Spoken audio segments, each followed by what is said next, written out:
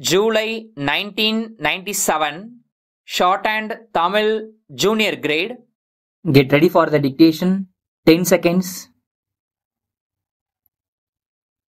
5 seconds.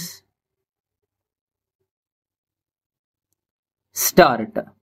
நண்பர்களே, தொழிலாளர்கள் முன்னேற்றம் பற்றி ஆராய்வதற்காக ஏற்பாடு செய்யப்பட்டுள்ள இந்த கூட்டத்தில் கலந்து கொண்டு என்னுடைய கருத்துக்களை தெரிவிப்பதற்கு எனக்கு வாய்ப்பு கிடைத்தமைக்கு மகிழ்ச்சி அடைகிறேன்.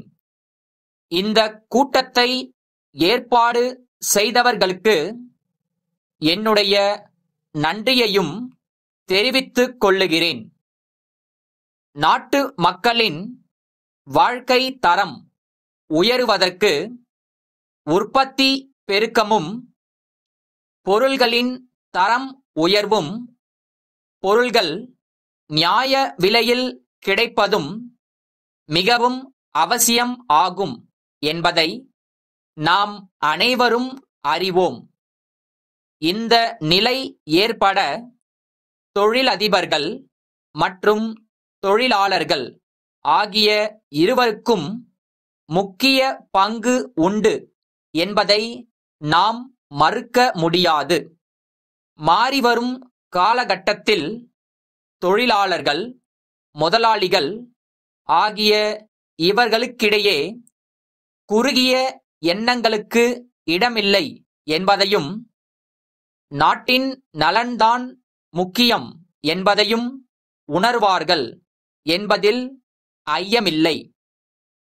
ஒரு அமைதியான சமுதாய மாறுதல் ஏற்படுவதற்கு தொழில்துறையில் சுமூகமான நிலைமை இருக்க வேண்டியது மிகவும் அவசியமாகும். தொழிலாளி முதலாளி என்ற பழைய முறை மாறி நாட்டின் நலன்கள், தேவைகள் ஆகியவற்றுக்கு உதவும் ஒரு உறவுமுறை இந்த இரண்டு தரப்பினரிடையே நிலவ வேண்டும் என்பதுதான் இந்த அரசின் விருப்பமாகும் என்பதை இந்தச் சமயத்தில் சுட்டிக்காட்ட விரும்புகிறேன். அடுத்தபடியாக, நமது நாட்டிலுள்ள தொழிலாளர்களுக்கு முழு அளவில் சமூக பாதுகாப்பு இல்லை என்றும், நிர்வாகத்தின் தவறுகளினால் பெரிதும் பாதிக்கப்படுபவர்கள் இவர்கள்தான் என்றும் இங்கு தெரிவிக்கப்பட்டது. ஆனால் இந்த பிரச்சனையை மேலெழுந்த வாரியாக பார்க்கக்கூடாது.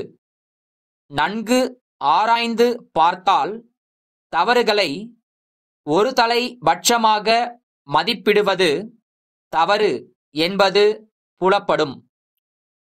தொழில் வளர்ச்சிக்கோ நாட்டின் நலனுக்கோ குந்தகம் ஏற்படாத வண்ணம் நடப்பதற்கு தொழிலாளர்களுக்கு கடமை உண்டு என்பதை இந்த நேரத்தில் தெரிவித்துக் கொள்ள விரும்புகிறேன். தேவையற்ற செலவுகள் குறைக்கப்பட்டு உற்பத்தியில் பெருக்கம் காணப்பட்டால்தான் தொழிலில் லாபம் ஏற்படும் என்பதும், அதனால் தங்களுக்கும் பலன் கிட்டும் என்பதும் தொழிலாளர்களுக்கு நன்கு புரிய வேண்டும் என்பதையும் சுட்டிக்காட்ட விரும்புகிறேன். நிர்வாகிகளின் தவறான கொள்கைகள், நடவடிக்கைகள் இனியும் தொடர்ந்து நீடிக்க முடியாது என்பதையும் தெரிவித்து என்னுடைய உரையை இத்துடன் முடித்துக் கொள்ளுகிறேன். நன்றி, வணக்கம். கோயமுத்தூர் திரு எஸ். செல்வம் என்பவரிடமிருந்து மைசூர் குமரன் பட்டு மாளிகையின் மேலாளருக்கு அனுப்பப்படும் கடிதம். அன்புடையீர், தாங்கள் விற்பனை செய்யும் மைசூர் பட்டுப் புடவைகள் பற்றிய விளம்பரம் ஒன்றினை இன்றைய செய்தித்தாளில் பார்த்தேன். அடுத்த திங்கள் நடைபெறும் என் மகள் திருமணத்திற்காக சில பட்டுப் புடவைகள் வாங்க எண்ணியுள்ளோம்.